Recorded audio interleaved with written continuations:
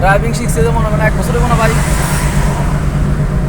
1 বছর তো বলে 8-10 মাসের মনে 7-8 মাস বা 7-8 মাস বছর 27 মাস আগে শিখে গেছে কোনো গাড়ি চালাতে কোনো আলাদা মতো কোনো সমস্যা আছে কোনো সমস্যা নেই এইরকম ভালো শিখতে এরকমভাবে শিখতে পারবে যেমন হে চালাচ্ছি দেখছো এইরকম মানে শিখানোর মধ্যে কোনো ত্রুটি দেখতো না আমার কথা বুঝে নি তুমি টাকা দিতে হইব তোমার টাকায় তোমার পিছনে খরচ করো হ্যাঁ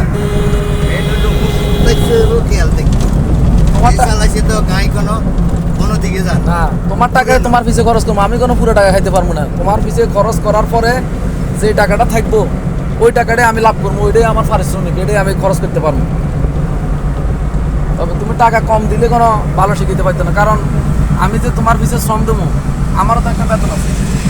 আমার বেতন কত আমার কোনো যেমন একটা ছাত্র পিছিয়ে যদি আমি যদি দৈনিক 500 টাকা বেতন ধরি তাহলে কোনো তোমরা দিতে পারতো না ড্রাইভিং শিখে হয়তো তোমরা 20-30 হাজার টাকা বলবো ড্রাইভিং শিখে তোমরা কিন্তু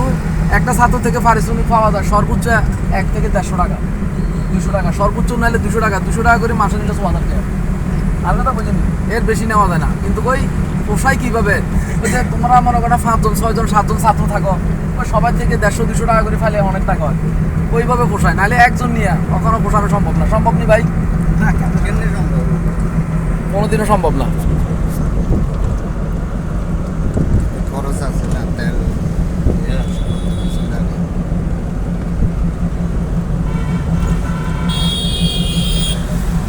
ক্লাস ফুল করবেন ক্লাস ফুল করে নর্মাল থাকবেন